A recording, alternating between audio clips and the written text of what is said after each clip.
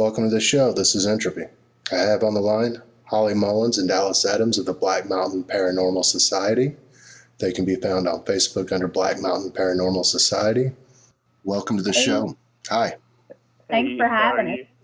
Oh, you're welcome. Thanks for being here. So what do you guys do? You can go ahead, Dallas. Well, we are a paranormal investigation group, and it's a passion of ours to investigate and to help people in what we do. We enjoy helping people, and this is a passion of ours as well. So, Holly. Yeah. We're a group out of Southwest Virginia, and I think you might know where we're at. I'm probably near there, in the area, actually, but yes. Go ahead. So you research paranormal activity, I guess, in Southwest Virginia. Mm-hmm. Do you also venture out of Southwest Virginia on these trips? Yes, we do. We actually cover Eastern Kentucky and Northeast Tennessee as well, and we are going this weekend to Bobby Mackey's. Okay, tell me about that. Dallas, you want to tell them? Bobby Mackey's Music World is an old, honky tonk that still is, they still run and everything like that, but they also do tours throughout the week, and on the weekday they do different tours as well during the day.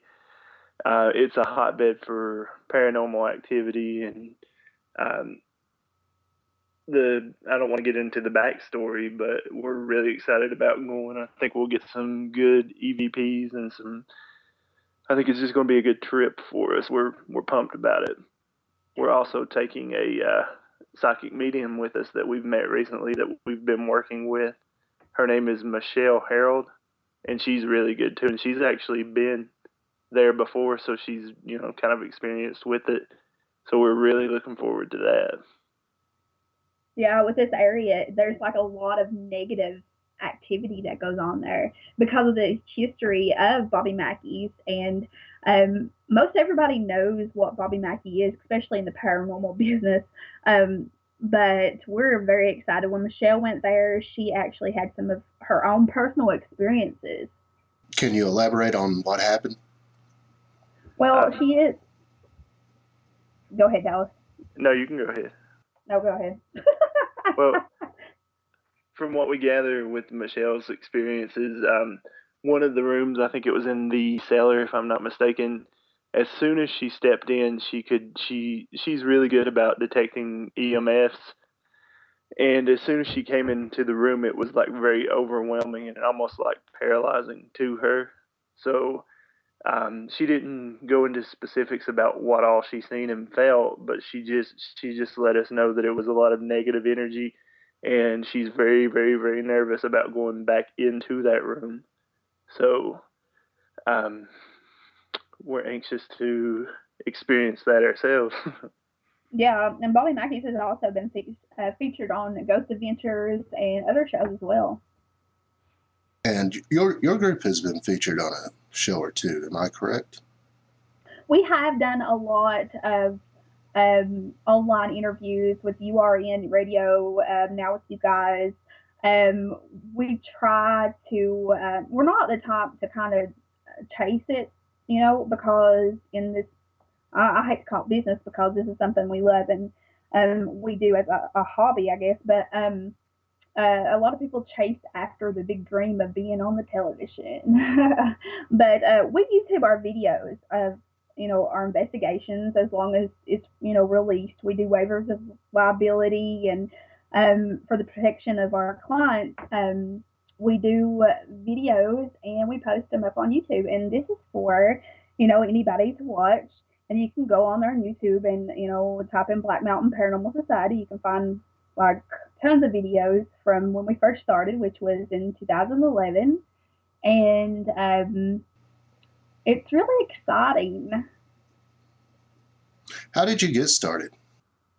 Well, actually, I was working at a local community center, and Gary, which is not here with us tonight, but he actually does like on the side some low budget filming, and he was doing a film called Zombie Queen, and he was looking for locations, and we happened to run into each other, and we got hooked up because I've always had a passion for the paranormal. For me, now for him, he's more into the, of course, now he's into the paranormal, but he's always had a passion for horror films and doing short films like that. And after I had helped him with this film, we didn't want to stop there. And I have for years and years wanted to have a paranormal group, and it just didn't seem to happen when I wanted it to, but it did. And that's how it started. And it was me and Gary, and my husband JC is our tech guy. And we've added Dallas on recently. And um, we've got Michelle who helps us on the side. She is a psychic medium. And I, as well as Dallas, have our own abilities. And we're the first group in our area, actually. And it's great because last year we got to hold our first ever ghost tour for Southwest Virginia, which was very successful, actually. We actually set up tours in the John Fox Jr. Museum in Big Stone Gap, as well as the June Tolliver House. Yeah. And we had quite a turnout. And they actually want us back this year.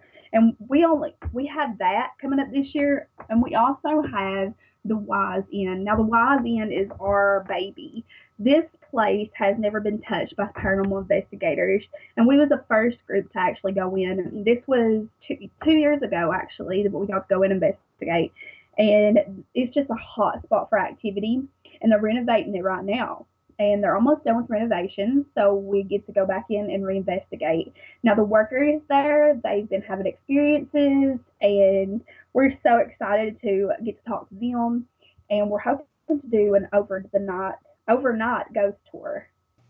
Did you find anything during your investigation at the Wise Inn? Yes, we did. We had an awesome EVP, which were two spirits interacting, and that's pretty rare. And to get an EVP that clear when we knew, we was working with two mediums that night, so they picked up on the same things as well. And to have that proof to back it up was awesome. And you can find them on our Facebook as well. We try to post EVPs up on our Facebook. It's the spirit there that we actually caught on the audio recorder was a male and a child, and you can hear her clearly, and she's playing, and it actually kind of sounds like she's playing Ghost. I know, weird, huh? But she's like, woo, and he goes, stop it right now, and you can hear this plain as day. But that's one of our top EVPs. But I know the one in most of our books that we hold high is a case where we didn't have much of any activity, and EVP we got that night was clear as day and undeniable. There's no way of debunking that for sure. And as investigators, we try to go in with that. We try to debunk everything we can, even though we might be full believers because of the experiences we've had. But you still got to go at it from a scientific point of view. I'm going to play now the EVP from your investigation at the Wise Inn. Okay.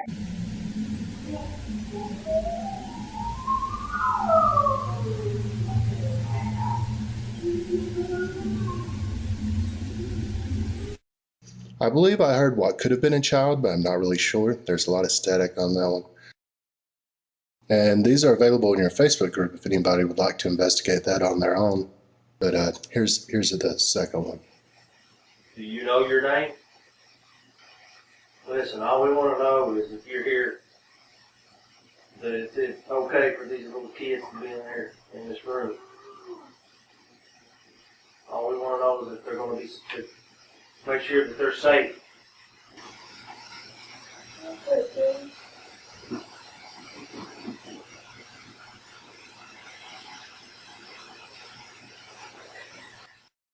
Okay, you mentioned some jargon earlier that some people who may not be very familiar with this field would know about. So, can you tell me what EVP means?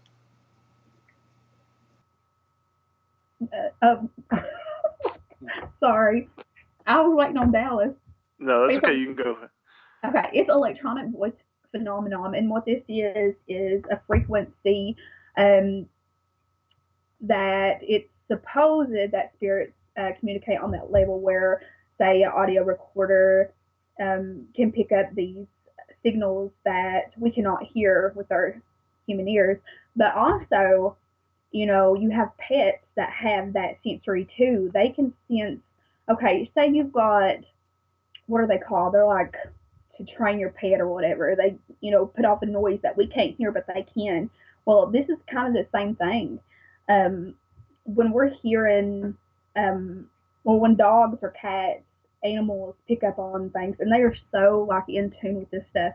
And anybody that's listening and can relate to that, they'll have an animal go crazy because they're hearing things or seeing things. And but yeah, that's electronic voice phenomenon, and I hate to go into detail. I'm mouthy, y'all.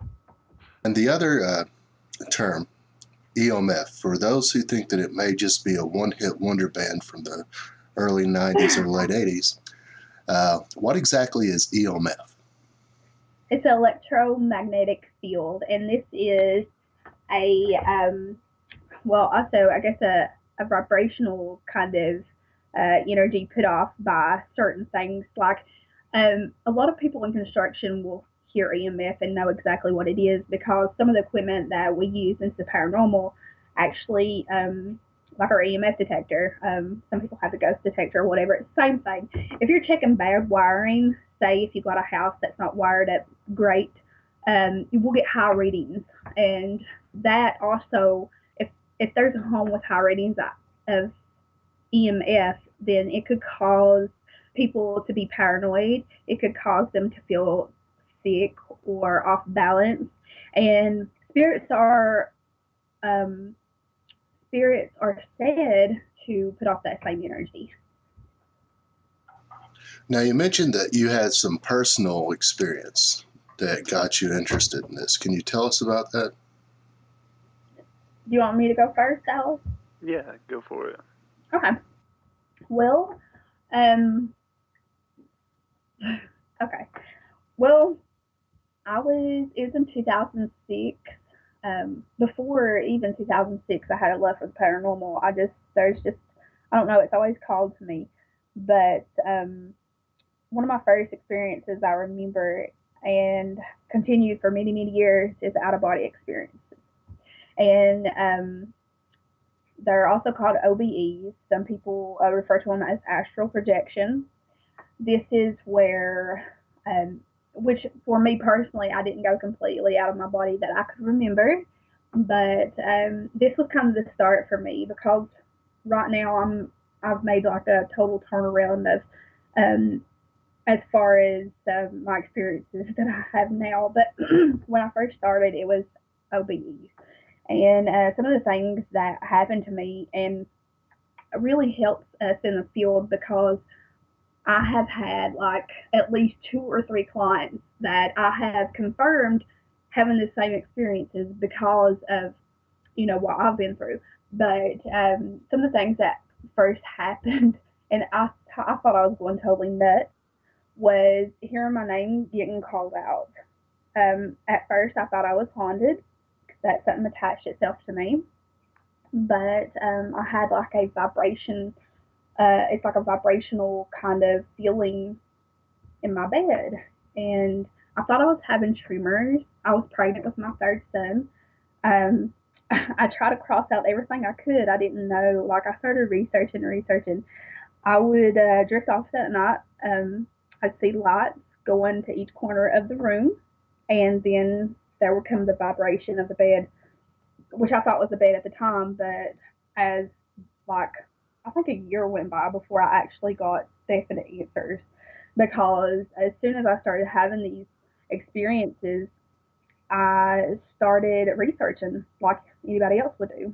And um, that's when I figured out it was out of body experiences. I've seen some freaky stuff, and anybody that experiences these knows exactly what I'm talking about. And um, let's see, last year I actually started opening up a bit more, and I like to think of it as my experiences started as a crack, a look into the other side, I guess. And um, I, for me personally, I believe everybody has the ability, psychic abilities. Um, I believe that everybody holds this inside them. It's something that we are taught to not use. It's not exercised.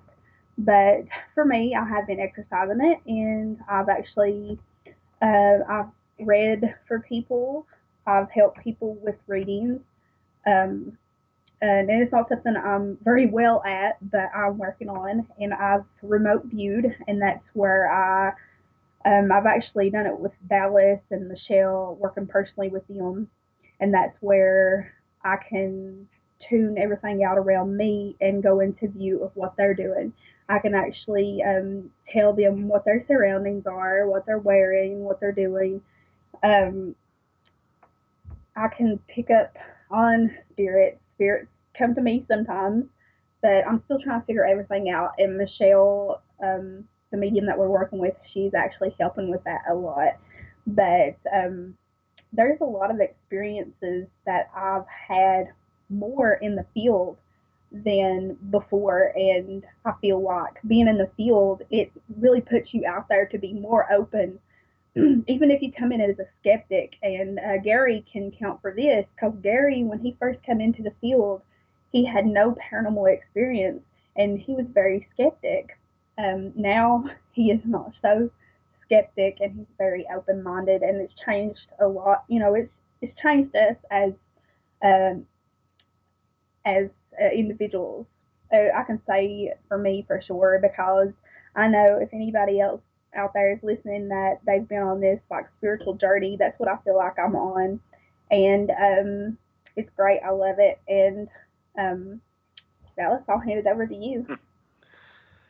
Well, for me personally, I've always been drawn to the paranormal world as well, and I think that has to do with the part of me that is actually sensitive to that. As kids, we're taught that there's no such thing as the other side, we'll call it, or ghosts, or whatever you want to say. So we're trained to just kind of block that out, and that's for me what I did. Um, Up until recently, I've started opening my mind to the possibility of all kinds of different things. But I guess starting out as a kid, like with certain dreams that I would have, and just certain experiences that I would have, that I just wrote off as an active imagination or something to that effect. Up until uh, about a year ago, I had an experience in my room. I was asleep, and I woke up, and I seen a man in the doorway, and it was very menacing, and it made me feel really uncomfortable, and it like really shook me up there for a few minutes. And I calmed down, and I realized, what was going on. And I don't think it was like a threatening um, spirit or anything. However, I did realize, that I have certain abilities that I had been kind of closing off. And once I started going out like into the field, like Holly said, you have your own experiences, and it opens you up, I think, a little more than just not putting yourself out there or whatever. So I started becoming curious about as to what all I would be able to do or could be able to do. And once you realize that you do have the ability, you can work with it. It's like anything else. You got to practice and get a feel of what you can and can't do, and you just work with it, and just go from there. But as far as joining Black Mountain Paranormal Society, it's been one of the most helpful things that I've done, with my ability. And also with that, a lot of times, a lot of the different cases that I've been on, I've been able to actually communicate with certain spirits that are in the home and help the client. Several different times I've actually been able to do that. And to me, right there, that's the most rewarding thing about what I do in Black Mountain Paranormal Society. I agree. Like, Dallas's abilities, I mean, he's been able to shock a lot of people because, and I know he's, with himself too, but it's funny because Dallas says, of course, we're all about helping people. And one of the things about having abilities and going into a home and not knowing, it's kind of like going and working a cold case file because not everybody knows the history of their homes or the land. And sometimes you might pick up on things that people don't know about that live there. And it gets frustrating for me sometimes because I'm like one of these people that have to have everything laid out. Like I have to know everything. Like some of the spirits that have come to me, it kills me because I want to know every detail about like everything. Now, when you say communicate with a spirit, I'm sorry. When you say communicate with a spirit, how does this communication happen? For me, it's kind of like a whisper into my mind of like when I meditate or when I'm concentrating on the presence. It's just kind of like things just come to me like a whisper in my mind that I know. For example, soon as we went to we did a case over in Whitesburg, Kentucky, and when we walked in, I just got the strong feeling that the male spirit that was at the house was communicating with me, and the only word that I got was Cliff. And I had to mention it to the client because I'm a firm believer that if you get something, you should at least investigate it and see if it has any kind of merit. If not, you'll never know, and it may be something that you can use to help that client. And she didn't know right away, but before we ended up leaving, she had like an aha moment, and it was very emotional for her, and it was emotional, I think, for myself and Holly as well. And I thought that was a really good moment. But that's kind of how they communicate with me. I know other people may be different, but it's a feeling of just like a whisper into my mind. I guess that's the best way that I could describe it. Yeah, and for me, I have spirits that come to me. I'm still learning this. It's all new to me. Like I've never been one of these type of people to think I would ever have that in me. At this point, 2 years ago, if you would have asked me if I was going to be able to do anything like this, I would have been like, "You're crazy." But for me, spirits will come. It's almost like remote viewing them. It's going to where they are. They put me where they are. It's weird because people with abilities are so different. Not everybody's the same, and we can't tell you the lotto numbers. We can't tell you future events. People. There's a lot of misconception about people with abilities. We help children with abilities as well, and that's something that really, I hold dear to, with the group and everything because children with ability. I have a child with ability, and he's 9 years old, so it's all new to him, and it's really all new to me. And actually having Dallas on the team and having Michelle to confide in, it really helps. But using it in the field, it's so different because me and Gary are founder and co-founder of Black Mountain Paranormal Society. And when we first started investigating, I would go in more as a ask questions, and I still do because that's part of the investigation. You ask questions because there might be something there that we can use as far as figuring out what's going on in this home. But I found that since I've been tuning into what I can do more, I want to go in the home, and the first thing I want to do is walk around their home, and but it's getting used to it, I guess. Do all of your investigations spur from somebody contacting your organization? Yep. And Yeah, we have. I'm sorry. No, it's okay. I was just going to say we have a continuous flow of questions and concerns, and a lot of people were hesitant at first because they're new to the idea that maybe that there is a ghost or something, or if their house is haunted. They're hesitant about letting people come in because I think they want to know, but in a way they don't want to know. But yeah, we get a constant flow of requests. Yes, and not only that too is when you were saying that, I was thinking we are from like Bible Belt, so everything. First of all, I want to say that all of our clients are very, very awesome, and people are so sweet to us around here, and a lot of people wouldn't think that about our area because we are very closed off, and for us, we feel like we've knocked down some barriers that's been dividing. I mean, we still got plenty ways to go, but I think we've done a pretty good job so far. But yeah, it's the first thing people would like to go to is it is a demonic activity or an evil spirit. And most of the time, I'm going to tell you, we've not come across anything like that. We have dealt with what shadow people, but we never, like, everybody's conception of the paranormal is so off. It's not even funny, but a lot of the times it's just the spirit, trying to come through and tell them, but they can't. They're not open enough to understand and listen, and I think it gets frustrating for our spirits a lot of times, which I could understand why. What are shadow people? Good question. And I'm still like I just want to peek over on the other side and figure all this stuff out. I wish I had all the knowledge. That's part of being an investigator. But shadow people and they are different types of shadow people.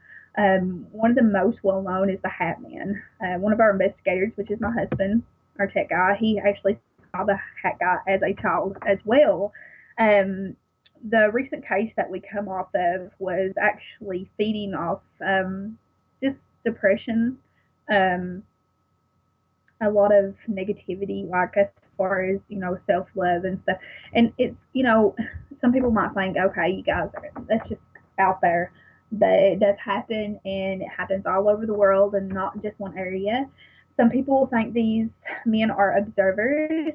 Others think they feed off fear. I know the one we were dealing with was pretty dark. It was definitely wanting to put fear into the clients. Yeah, and there's so many different theories about shadow people as well. You can go online and do research. Some people even suggest maybe extraterrestrial. There's no real definition of what a shadow person is, but they're there and they're definitely felt. Yeah, for sure. And they are found in some of the most haunted locations. I mean, and like I've also read that some of the locations that they're found most at is like psychiatric wards and just a lot of like where negativity and just depression and I guess some feelings, I don't know. It's still out there. I don't know. I interviewed a guest a few weeks ago who is with another group in another part of the state, and they investigated a psychiatric hospital that's been closed down for a long time. And he told me about an encounter with something that he termed a shadow person. Yeah. At that location. It's kind of ironic. Have you been able to capture any of this on video? No, we haven't. We have got, and we know orbs are so iffy, and I hate even putting orbs out there, but if we do have orbs, we really, really think it through. Like our evidence we get there. Did anybody pick up anything? If they did, was it at the time that the orb was seen or around them, or, we'll use it in them instances. Or if somebody in the room is having experience and there's an orb around them. We had a case in Clintwood, Virginia, where we actually had an apparition going up the stairs. And it sucks because as soon as I got this video over on the editing program, it kind of lightened the video up so you can't see it as well. But we know for sure it was an apparition because it was asked to go upstairs and play with the ball. And at the same time, on the camera, you see these almost like legs going up these stairs. Yeah. And I actually could feel the presence of that spirit as well. Yep. Have you ever gotten physical interaction as feedback, such as go play with a ball? Oh, let's see. What about the flashlight test? Yeah, we've had some reactions with the flashlight test, but I've also had a lot of reactions with spirits playing with my hair. I remember our first home case, the spirit was playing with my hair. That's happened a lot with me. But as far as touching or it, I'm trying to think. Dallas. We have so many cases. Seriously, I think we've done over 100 cases in the last year. Yeah, that easily, I would say. No, go ahead. I was just going to ask, out of those cases, what would you consider the most convincing? Oh, man. Gosh. I don't know. One of our top cases, like I said, was a YZN. But, when you go into these people's homes, like I said, you go in skeptical because you're not too sure. Because you have to be that way when you're going into somebody else's home and you don't know this person. You have to go by what they say, what they're telling you. And, once we get there, investigate. It's all about the evidence we catch and the feelings we have when we're there. Of course, everybody knows that unless we have that proof, which kills me, because half the time when we're seeing things or hearing things, it's not picked up. But I know the last case we done, it was the case before this one. We had a case in Whitesburg, Kentucky, and we were in an upstairs, an attic space where somebody had her son had his bedroom. And Dallas, I'll let you tell that because you experienced it when we picked it up. There was actually a ton of activity in the home that night. One of the most interesting things that happened was when we were sitting there, we always go lights out. And we have motion detector cameras and night vision cameras. We just actually upgraded our equipment. But while sitting there, it was myself, Holly, and the client in the upstairs bedroom. And we could all hear and feel things. And I think we even got an EVP of one of the client actually heard something in the corner. And we've got an EVP of that happening. But the most convincing thing at that case, where the camera was set up, I looked over and I could see something there. And and I could tell that presence did not like that camera. So I said that to Holly and the client. And as soon as I did, downstairs, Jesse, our tech guy, comes over and he's like, "Hey, did anybody move up there?" And we were all sitting stationary, for the longest time. And we were like, "No." And he said, "Well, the camera just blacked out." And it was exactly when I felt that presence there I felt like it was trying to knock the camera over. And as soon as I said that, the screen goes black for just a brief second, and then it goes back to normal. So that was pretty convincing evidence. If you could only take one piece of equipment into an investigation with you, what would you take? I know what I would say. I know what I'd say. I'd take the audio recorder. Exactly. Me too. But I think too, it's so weird. Okay, strip our abilities. Say that we didn't have any abilities to pick up anything. That's definitely still by far what I take in with or without my abilities. I would take in the audio recorder, and if I had a second choice, it'd probably be a flashlight. No. Have you had many duds, just places that didn't check out? You know what? We've had like maybe two our whole time investigating, and we are over 2 years into investigating. And we've had, our cases are mostly residential cases.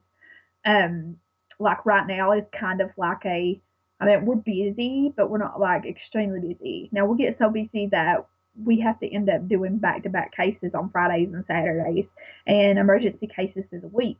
And that's how it usually goes when the season picks up. And I say the season because it seems like the activity kind of goes with the weather changes as well. But um, yeah, it's the way the activity goes. But we had a case in Dungan, Virginia, and this house was just so beautiful. It's an old farmhouse, and this farmhouse is like over 100 years old. And if you go past it, I'm sure you would think, "Oh my God, there's definitely some activity there. There has to be." Well, these people had called us in because they were uneasy about it. They had actually wanted to move in this house, but didn't feel comfortable because they had found like books on the occult, and I had to explain to them that just because that's there doesn't mean anything, because not everybody's educated on different religions and practices, and that's sad. But we go in, investigate, and we actually had a sensitive with us that night also, but we didn't get no evidence at all. And we kind of felt like because this home, the prior owners had trashed the house, it kind of held like that negative kind of energy. And what people don't understand is that can happen. Like we've been in homes where people are kind of like maybe holding on to too many things, kind of, very crowded. And, you hate to pry in people's lives and be like, listen, I think it'd be best if you can kind of like clear the way, let go of some things. And, you've got, they have, we have to put it out there. It's like, a lot of things can be attached to different things. Like we have antiquers as well. So that's very interesting too. So Have you ever investigated into local cemeteries? we have. I'm going to be honest myself. It's not my favorite thing to do. A lot of people think where you lay is. There's different theories for other people. People think that where you're buried is like a portal that you go back forth through your grave, whatever. But we have done some, and we're actually got some lined up over in Kentucky area for the coming months. But we want to wait till it's warm, so the weather will be good. And these are actually told to be very haunted, nasty kind of areas. Have you ever had anything from an investigation follow you home? No.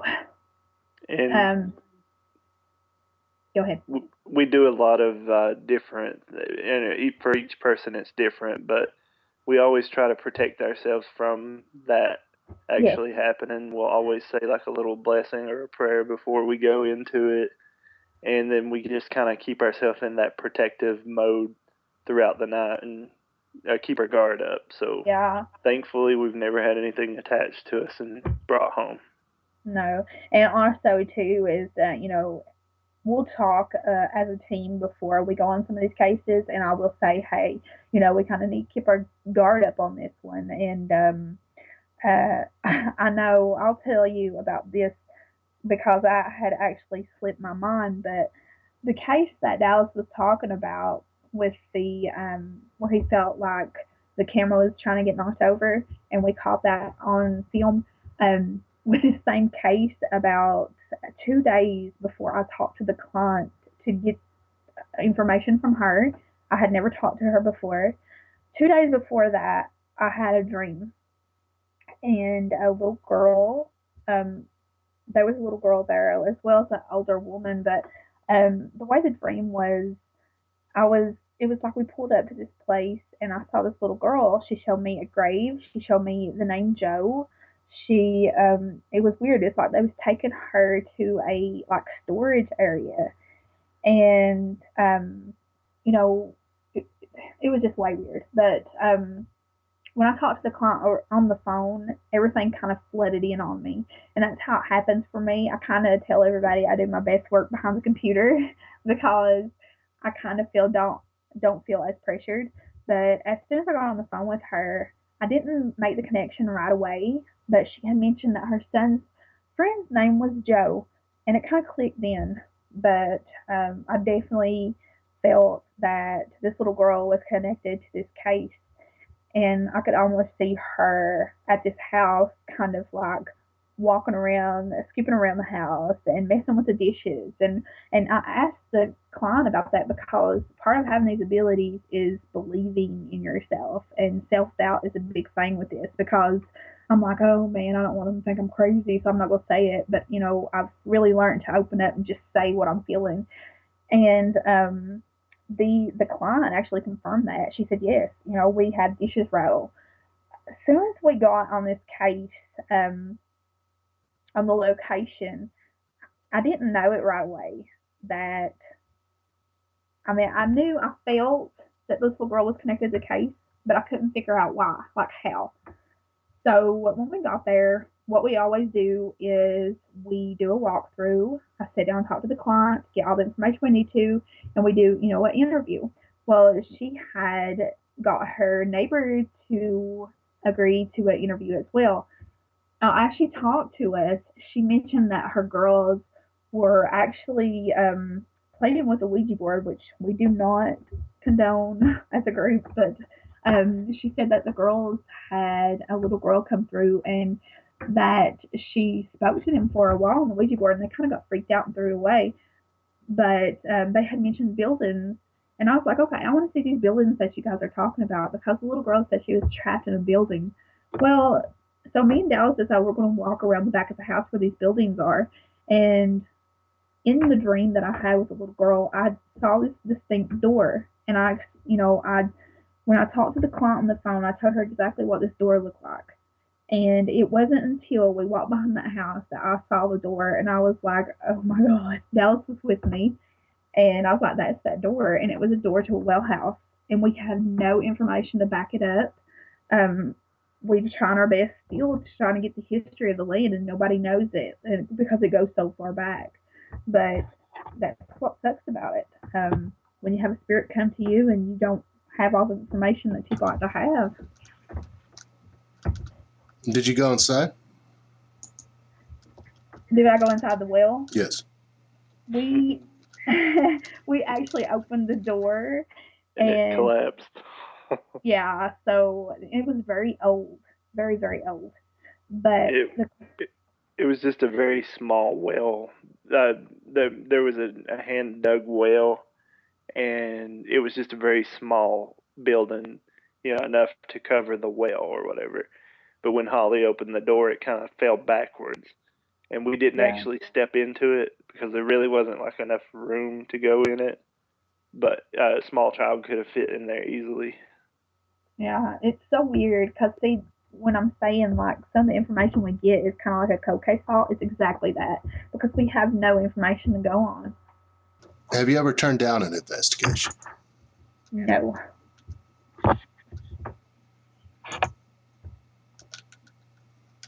And do you charge money to investigate places? Nope, we are completely free. We do this to help people. Okay. And this is a question you'll have to answer separately.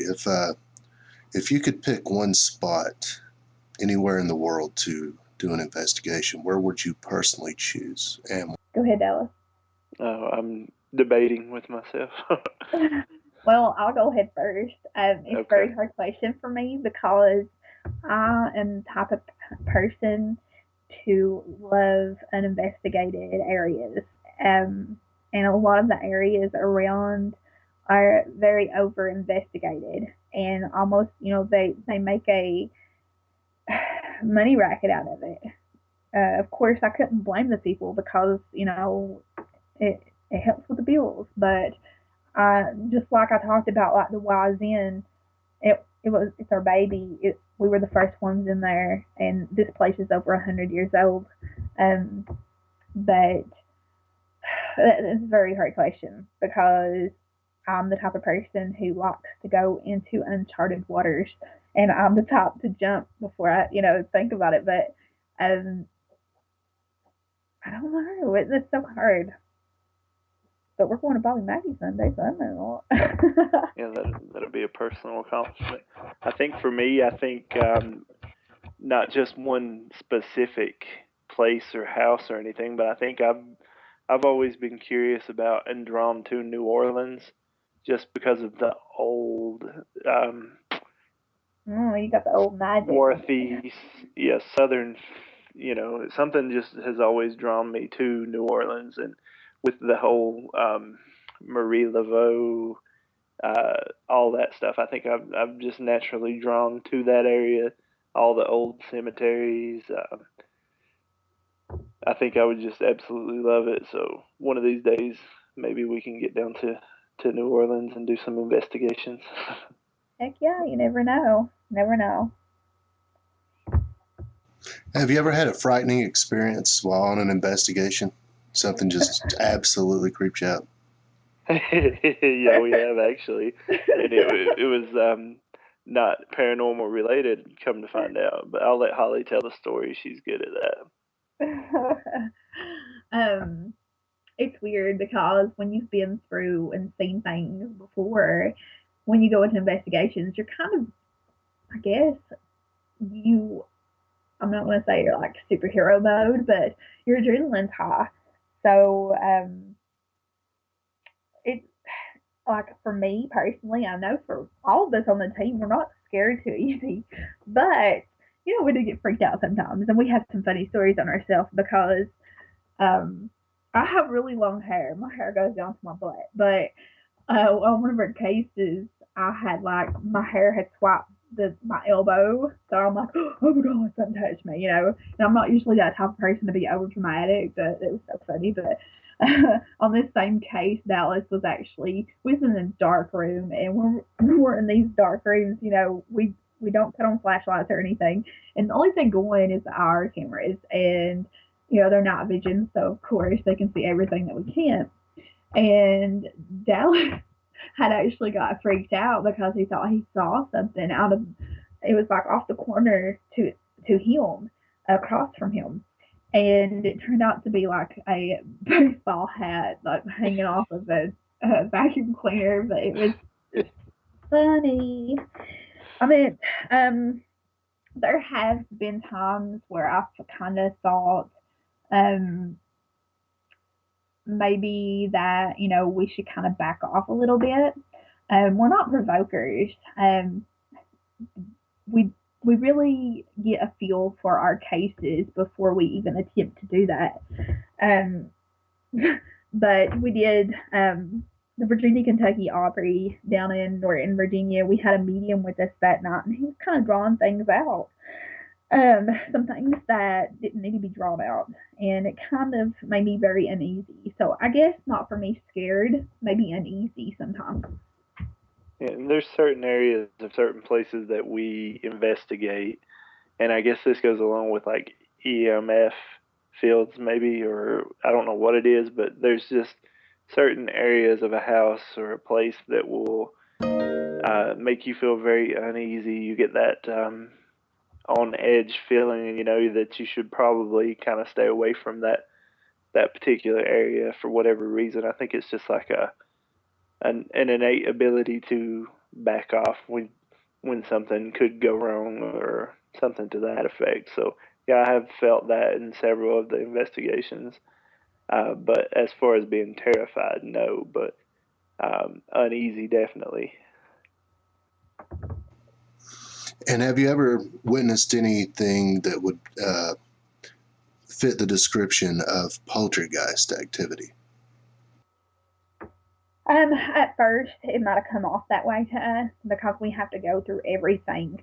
When we're on, during the investigation, after the investigation, we did actually when we were dealing with the Shadow Man, we kind of put that out there that it could be, because a child was also involved in that case as well. Are you a fan of the Hollywood movies, TV shows, either fictional or documentary, based upon this subject? For me personally, I'm a huge fan. I've always been a fan of anything paranormal, and even if it's fictional, the fact that it could possibly actually happen or whatever, but definitely more toward the nonfiction type stuff, the stuff that's based on a true story. I've always been fascinated by it, and I always feel like you can watch somebody else's experience, even though it might be created by Hollywood and their interpretation of it, but that the fact is that that actually happened to a family or an investigation group or something to that effect. I really enjoy it personally. I don't know how you feel, Holly. I love paranormal, of course. As far as paranormal shows, I did at one time. I was really into a couple. Um, I'm a very big documentarist. I'm like I've said, I'm really into conspiracies and stuff like that as well. But I really don't like horror movies. And that's so sad. And people said, "Oh my God, how can you be a ghost hunter and not like horror movies?" Uh, it's not that I don't like them. I don't like to be surprised. You can come at me all you want. This is for the spirits too, or during an investigation. I don't care, but you don't get up in my face and surprise me. And this is what horror movies do for me. They surprise me, and I don't like surprises. But yeah, I'm really into documentaries and Netflix. Oh yeah, but one of my favorite documentaries right now that I like watching over and over is actually called Awake.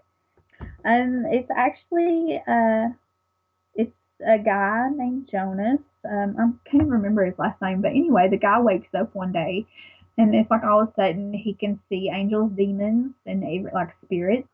He can see auras, and he's trying to deal with it because he comes from a very strong Southern Christian family. So he is on his, I guess, spiritual journey of how to deal with it and what it means. And so he goes through different belief areas. It ended with him going into a Indian reservation and doing kind of this sweat tent and everything. And I don't know. I'm right now at the point in my life where I feel spiritually that I connect to stuff like that, because it's kind of when you have abilities and stuff, you kind of get lost. Even though you feel like you might be on the right path, you still feel um, like what do I do with this? Where is it coming from? There's so much more out there that people need to open their eyes to. So, yeah, big documentaries. And I've always been a fan of, I'm totally into, I don't know what they are, but UFOs and Bigfoot and conspiracy theories, all love it. So, yeah. According to a popular show on one of the networks, this area is infested with Bigfoot. Have you ever heard of any stories about Bigfoot around? Yes, my uncle actually saw one. And coming from him, it's pretty viable too. And not only did he have where he saw this Bigfoot at, he wasn't the only one to see it, but they didn't know each other. These were accounts were took from different people in different time frames. There's a mountain here, but right at the back door, it's called Fox Scat, and it's not a really big mountain, but apparently there's been accounts up there where people have seen him. My uncle, this was back in the 80s when he saw him. He was, because this mountain at the time was very high traffic of um, coal, coal trucks and stuff like that, and that's what my uncle did. and he was coming around the corner of one of the curves coming up the mountain, and he saw this big, hairy, well, Bigfoot walks across the road. And from yeah, for my uncle to say this is big because he's the top, like he's one of these like he scares the crap out of me. So yeah, but he wasn't the only one. Like when the big Bigfoot craze, or shall I say, the wood booger craze, come around here, a lot of stories started coming out, and one of our investigators had talked to somebody that told them that they had saw Bigfoot and they had saw it in the same location. So it was weird because they didn't even know the story that my uncle saw one there too. And if you could describe the difference between what people see on TV during these shows where they go out and investigate alleged haunted houses and the real life grassroots effort to do this, how would you describe that? Well, go ahead, Dallas. What I would say is that it's not as glitzy and glamorous as it always appears on TV. And there's not always going to be something that pops up or something to the effect of the dramatic embellishments that they add to the TV shows. I understand where they're coming from in doing that. They boost the ratings, but it's not always going to happen. Like Holly says, there's certain cases where you feel like, wow, what went on here? Nothing. We didn't get a thing. But when you go back and you actually go over the evidence that you captured, it could be the most active place that you've been to.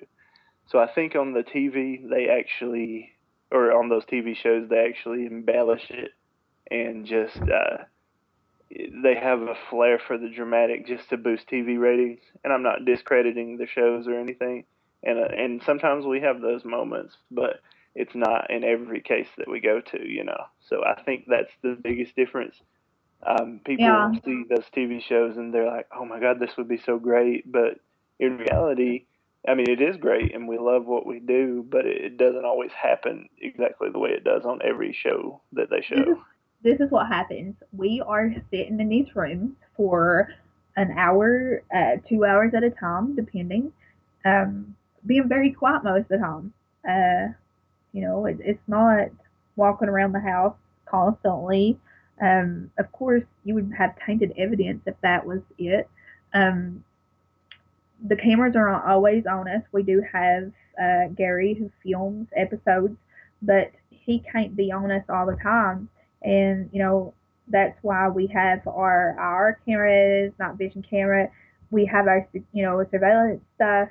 That helps a lot, but it's not. But of course, I don't know. Like Dallas said, it's kind of like dramatized, I guess you could say. Without going into any specific titles of shows that are on television, so it doesn't alienate any of the audience or any of the whatever YouTube does with their licensing, etc. Do you believe that they script some on the major networks? I'm gonna say, from my point of view, I think for sure.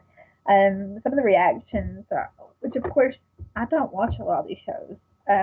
Believe it or not every paranormal investigator is like into every show, but like I said, I'm more into like documentaries. But I do believe it. I think they take out portions and they kind of like, it's so weird. If you notice, like with us, like say for instance, I get scared by my hair. Well, they're filming me at the time. I'm gonna, I got a reaction.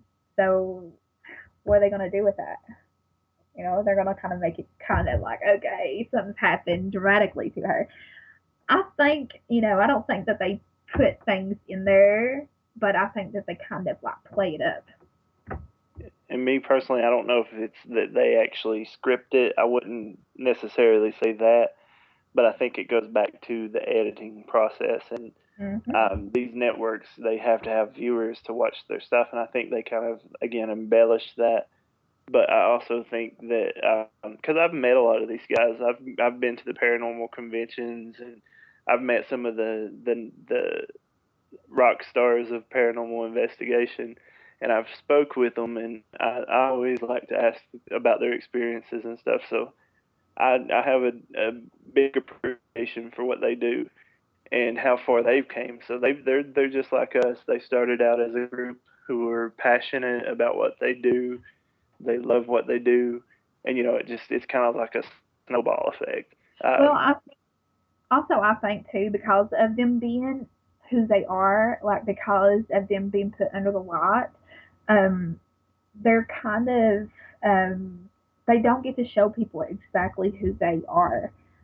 They do to a point, but they're kind of like glamorized. Um, like some people might not like a certain person on this group or whatever, but they might not in reality be that way, and that's the sad part of all that. But yeah.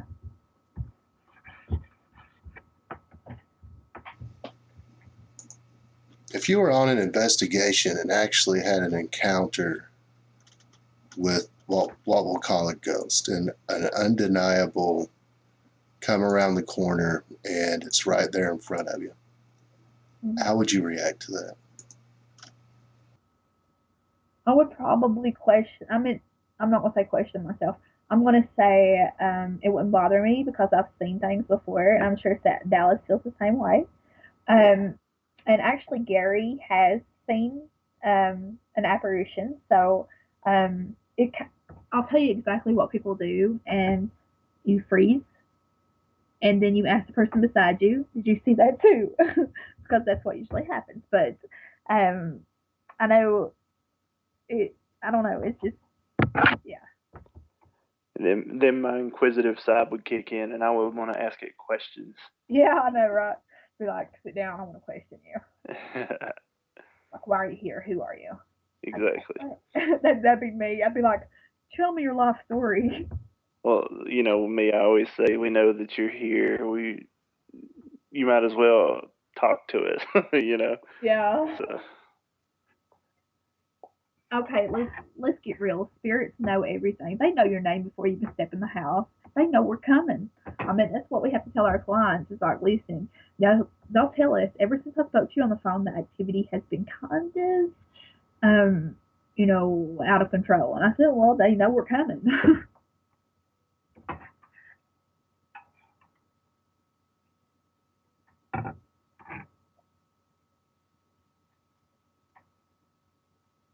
What's your best theory on what a ghost is? Mine? Go ahead, Holly. I know what. Go ahead. You take that. Spirit. A spirit is a spirit. It's a person. At one time, a person. I'm a believer. Go ahead. No, I was just going to say, I think it's a person who's once been in this plane with us, but they've moved on to the next plane. I Exactly. think there's several planes that you move through Yeah. in a course of a spiritual life. So I think what it is once we pass on from this life or this world as we know it, there's a different level or a different plane that you pass through. A lot of people refer to it as the veil, and I think there is a thin line with that veil, and I think that's when human interaction with ghosts, if you want to call it that, or a spirit, I think that's when it's the strongest, and that's how you feel it, and that's what has always been there. There's always been paranormal activity throughout the course of history. There's something there. There has to be. There's been so much evidence and experiences throughout the years. And I think what it is once you pass from this life into the next, you go through that veil, we'll call it. And I think there's, like I said, sometimes the veil is there's a thin line, and that allows the interaction between the two planes. A good way of thinking of it too is that these places exist right here with us, but we can't interact with them.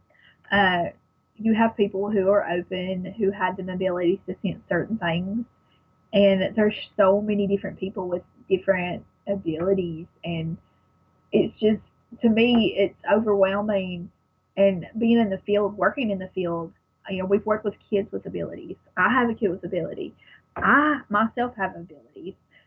I think everybody has that inside them. And like I said, it just needs to be exercised and worked.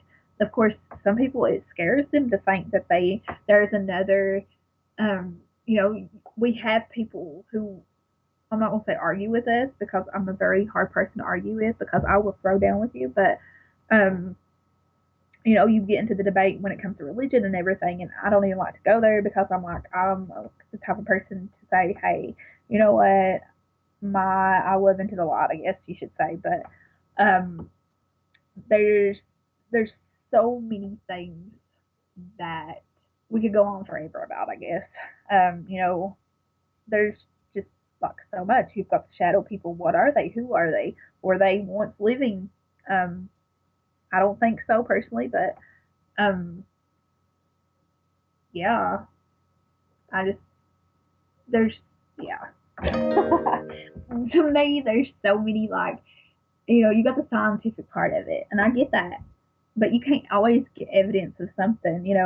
That, to me, it's like, if you have 10 people saying that they've experienced the same thing, and they're 10 totally different people, they don't know each other, and they've had the same experiences, and we're meeting these people that have these experiences, and how do you explain them? You can't prove them unless you have everything there laid out. But I guess you gotta have some kind of, I don't know. It's weird, but I love it. That's why I'm doing the paranormal, and dig a little bit further in it. And I think all of those that are in the group are on the right path, and I feel like that I'm on the right path in my life and spiritually, and that things are changing for sure. I think, as far as people being able to be more open-minded about this stuff and not so closed off to it. People are getting up and saying, I won't settle for this, and I'm not stuck in, these beliefs, or we're not going to take it. And being in this area, have you gotten any negative feedback or criticism from the locals? Okay, I know of two experiences that I'll talk about. One is, we have been in the local papers a lot. We made, actually, Times News front page for the YZN, but from them, no, we haven't. One of the Cofield, we made front page for doing a residential case in Coburn, Virginia, and a female reverend wrote back and said what we was doing was dabbling in the occult and a bunch of other stuff, that which I kind of like glanced over and kind of threw away, because that's one person's opinion, and unfortunately for her, it's a very uneducated opinion. But we was doing a bake sale, and it still, I'm not gonna say it gets to me, but I'll also say that I always hold on to it, because whenever they need something from us, I guess, do the same thing to them. We have bake sales because we are nonprofit, and we don't ask money from nobody. So whatever we have comes from our own pockets, or what we can get by doing fundraisers or bake sales. So we was having a bake sale, and this was from a woman who taught me in school. She pulled up and asked if we was a church. I said, no, we're Black Mountain Paranormal Society. And she looked at us and said, what's that? I said, well, we're ghost hunters. Well, she laughed, and she says, ha, ha, ha. She's like, ghost hunters, paranormal, ha, ha. And she just drives off. I was like, okay, well, that's very rude. Like, do I drive up to a church bake sale and say, well, ha, ha, I'm like, wow, woman, where are your morals, people? But you would be surprised at the amount of support and encouragement that we actually do get. Yeah. Yeah, there's a lot more open-minded people in this area than They are, but they're just really in the closet about it. Yeah, I've noticed. Believe me. Not me. I'm like, you like me or you don't. So, so here I've got friends who are Christians and know what my beliefs are. And, you don't push your beliefs on other people. And you have the open mind. If somebody tries to push their beliefs on me, I just kind of distance myself away from them because I know who I am as a person. I don't need your input, thank you. But I don't need somebody to tell me that I'm going to go to hell and, that's just kind of out there and too much for me. And I try to stay away from people like that. They need to be educated. I think I have a natural way of driving those people off. But do you believe that any of these entities that you believe exist that you're investigating may not be aware of the presence of human beings or things in this, I guess, dimension? I would think so, yeah. Because if they were fully aware, and we were fully aware, I think the communication barrier wouldn't be there. But yeah, I fully believe that they could be unaware of our presence as human beings. For me, I think we're more unaware than they are. I think that we are so, look at it. How much of our brain do we use? Part of that is having these abilities. It's been in sleep studies. People use, when you're dreaming, you have people who have vivid dreams, and people who have abilities seem to have more vivid dreams. A lot of people's abilities start with their dreams, like mine did, but we're not, as humans, I don't think we're done yet, but I feel like everything's moving that way, but I don't think a lot of people are ready for that. And you mentioned earlier that we talked about Bigfoot, but you also said something about UFOs. Have you ever seen any? I have not, but I have been so into the documentaries and stuff since I was young, and the paranormal. I don't know. I guess if you really want to get into it, technically, all of it's considered paranormal. But I've always really been into the concept and everything, and I'm like, listen, I know this is real, but to what extent? Is it something on the spiritual side that we cannot? And I still think, I've even thought about Bigfoot as that way too. Bigfoot to the Native Americans was considered I think, mother and father of the woods. I might be wrong on that, but it kind of makes sense why people can't get evidence of him. And Dallas? Yes. Have you ever had any other sort of paranormal experiences besides with dealing with spirits or ghosts? I haven't, actually. I'm very open-minded to everything, but my experiences have been contained to spiritual type. Unless you can, maybe like a premonition. Occasionally I will see something that I have a strong, let's say, for example, I have a strong feeling that, or a thought about a person, and then maybe 5 minutes later that person will show up, or like a strong feeling, that something is going to happen, and then something will happen. I don't know if that's considered paranormal, but I've experienced, we'll say, premonitions. Yeah, I think as humans, everybody, I don't care who you are, they'll say, I'll even have older people be like, yeah, I know when something bad's going to happen, or, I can smell death, or this or that. Everybody's got that piece inside them. It's just opening up. But like I said, a lot of people are kind of scared. They don't want to open that box. But not me. I'm like, rip that baby wide open. I want to see what's in it. The curious mind. I do, yes. So I've been called a seeker. There's a lot of Native American heritage in this area. Have you been on any investigations involving helping people of Native American descent? Not descent, but we actually, it's funny that you mentioned that, because we hadn't until recently. We worked a case where the people had actually experienced sickness, and it wasn't just the land that these people lived on was passed down through family.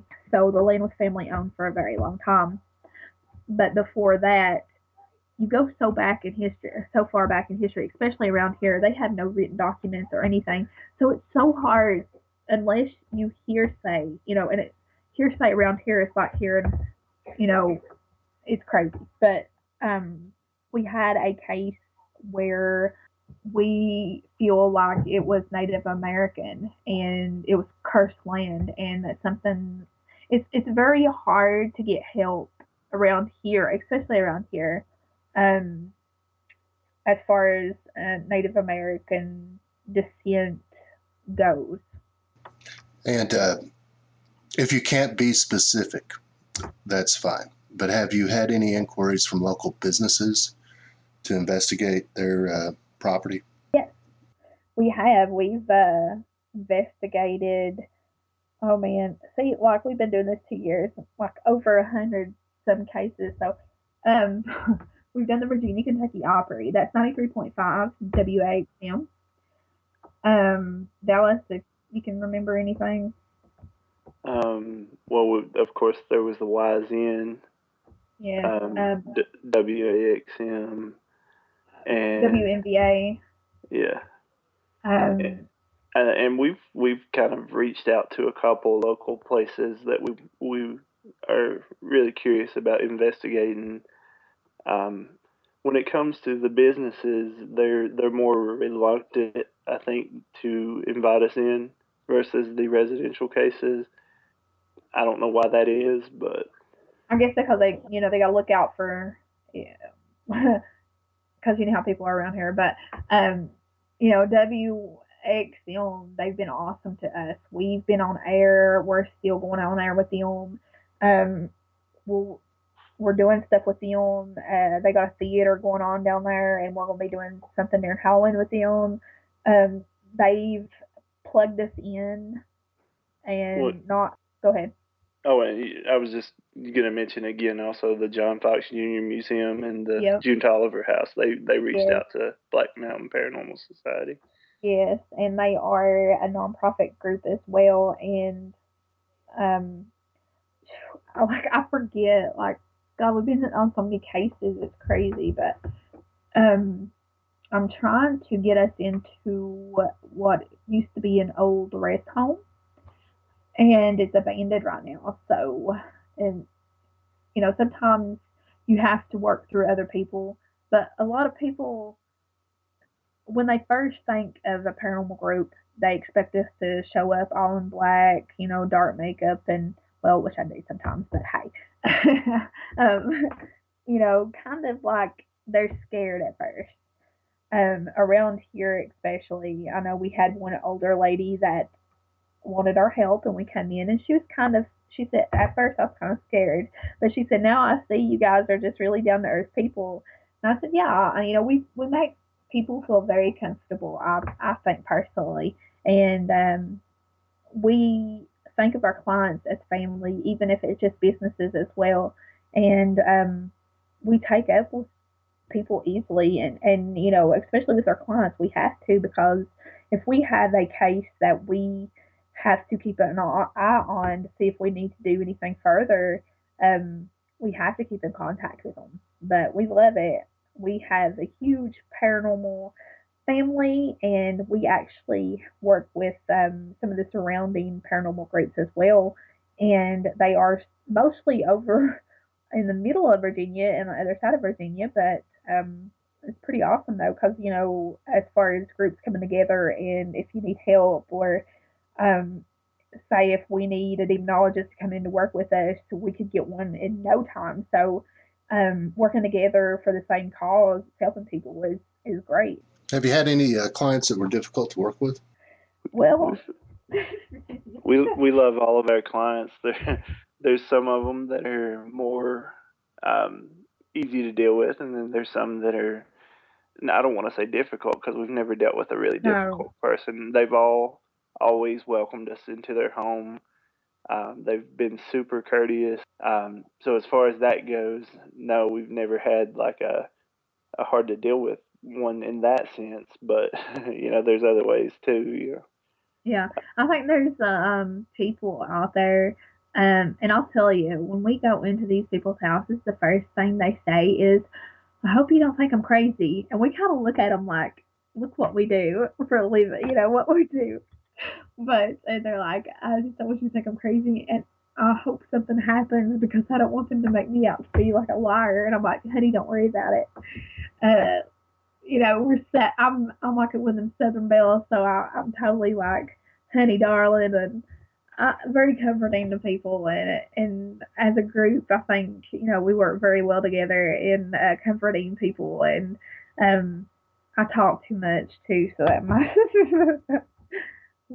But yeah, our clients are awesome.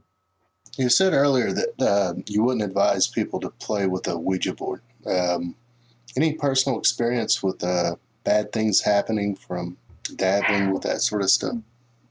Well, I played with one when I was a teenager. Bad things happened from that. Not too awful bad, but like enough to say, this is too much. But this is one of the first questions we ask clients when we're doing a interview with them. And no, not everything that comes through Ouija board is good, and not everything is bad, but vice versa. If you don't know what you're doing with the Ouija board, don't touch it, because you're going to open something that you don't know how to close and deal with, and it gets handed to us, which I have no problem with. But if we can prevent it from happening, then that'd be great.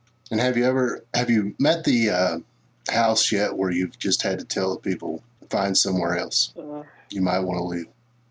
Yep, just recently, actually. And we really, really didn't want to go there, but we want to try to help people to the best extent that we can, but sometimes people don't want to help themselves.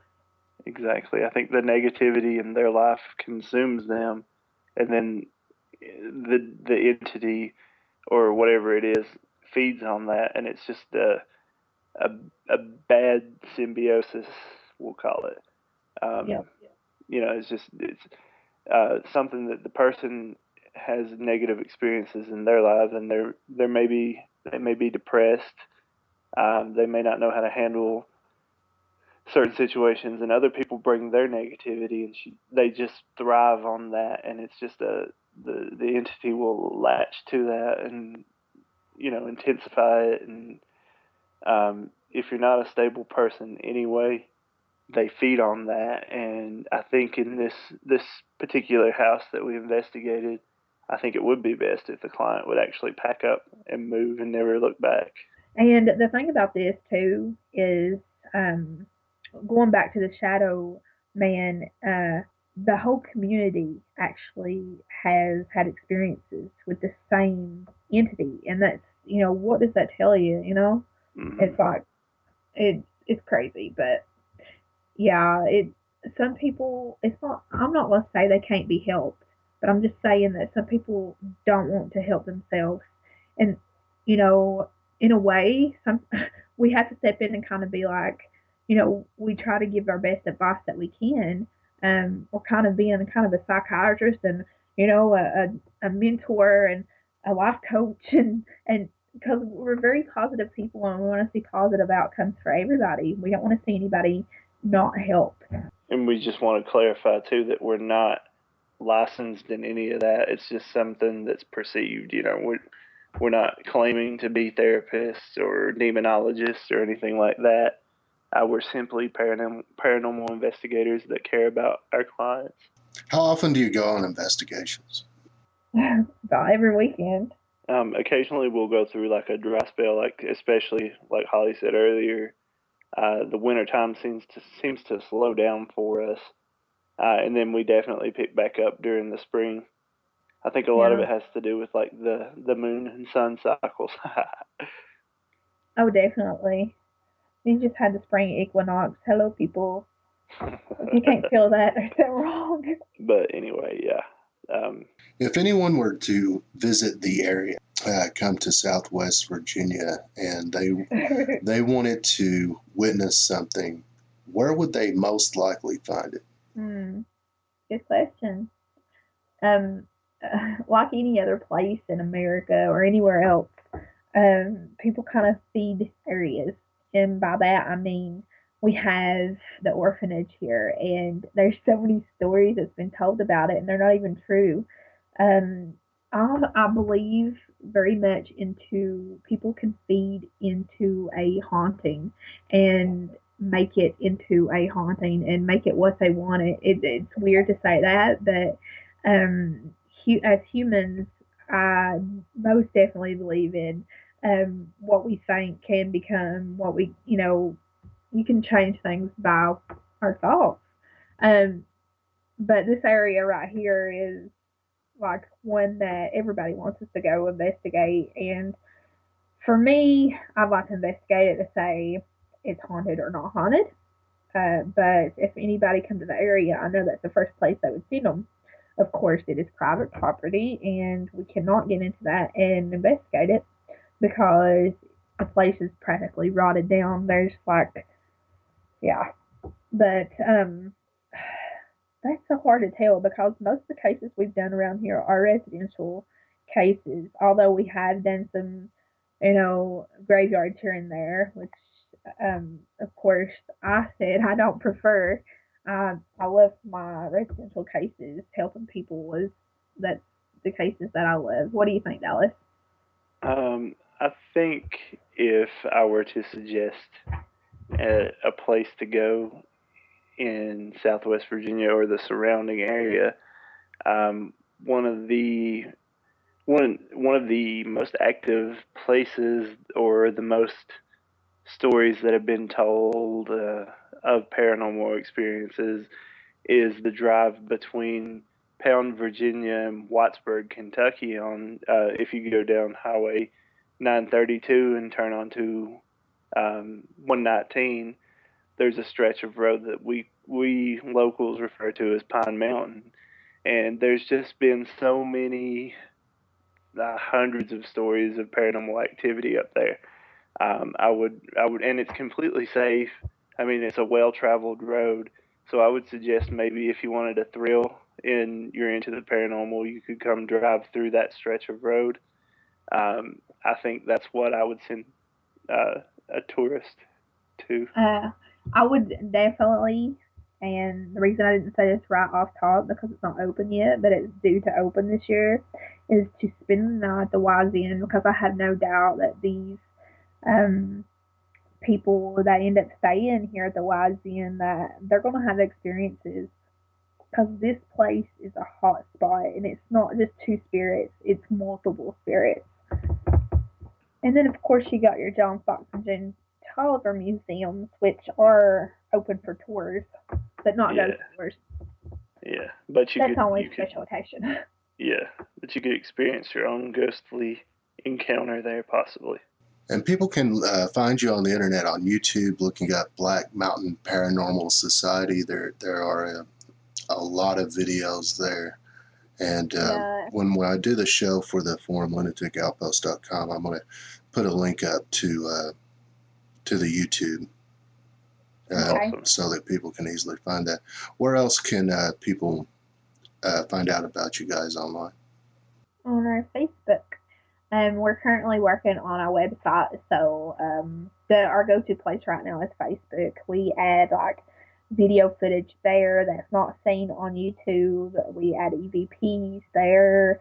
A lot of different stuff, what's going on with us, pictures from investigations, stuff that you would find on a normal website. Of course, we haven't got it up and running yet. We had one before and our server shut down, so that's great. But yeah, we love our para family, and we are super involved and connected with our Facebook page. We collaborate with all kinds of different paranormal groups, and we have all of our clients on, well, not all of our clients per se, but we have a big base of people that we work with on a daily basis on Facebook. So Yeah. that's our most active place. If you want to contact us or get in touch with us, find us on Facebook, Black Mountain Paranormal Society. Just like the page, like Holly says, we've got EVPs up that won't be seen on the YouTube account, video clips, tons of information on paranormal. Holly is good about posting links and pictures that kind of explain different paranormal settings and situations, and I mean it's a very good place to Educational. go. Yeah. I try to write about some of my experiences too. I know one of my recent ones. Me and my mom had went to lunch at Wendy's, and I never told her this because I'm not like, I'm completely out. Like, woohoo, I can see spirits. Like, kind of like Sixth Sense movie.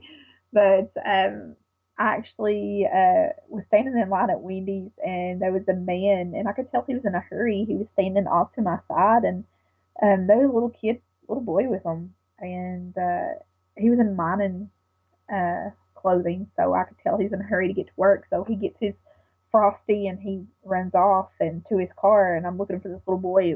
There was no little boy there. There was no little boy in the store. So yeah, and now I'm left wondering who's the little boy. But yeah, I mean, we're on there all the time with some of my messages with their experiences. It don't have to be local either. I mean, we work with Michelle. She is very good about helping other people too. And what we love about her is we feel like we work in it for the light. I want to say light because the things that we do in helping people is not to benefit ourselves. It's to help people truly, purely, with no attachments and with no drama. So yeah. I want to thank you both for your time, and I was talking to Holly Mullins and Dallas Adams of the Black Mountain Paranormal Society. They can be found on Facebook and on YouTube. And I appreciate the time you put into the interview, and it was very educational for me to listen to you guys tell your stories and how you do this. Is there anything you'd like to share with the audience before we sign off? Well, we appreciate you for talking to us and not getting freaked out. It takes a lot to freak me out. What's a good thing? I'm sure a lot of the listeners too know exactly if they're into the paranormal and listening to this, they'll be able to relate in some way. And big shout out to our fans and family and para family. We love all you guys, very supportive, and shout out to Gary because he couldn't be here tonight. But go ahead, Dallas. And we're just completely humbled by how many people who have reached out to us, and we want to just thank you from the bottom of our hearts to allow us into your homes and to investigate for you and to put that trust into us. And it's just very humbling, and we really appreciate everything that you guys do for us, and we hope that we can help y'all in some way. And I think too, talking about the things that we've talked about tonight, we kind of opened up more than we usually do to kind of a broader audience. Just some of the things that we've said tonight is things that we usually keep within a certain group of people. So we've kind of opened up a little bit of us for you guys. Well, we do appreciate it. And thank you so much for being on the show and for sharing that with us. Yeah, thank you for having us.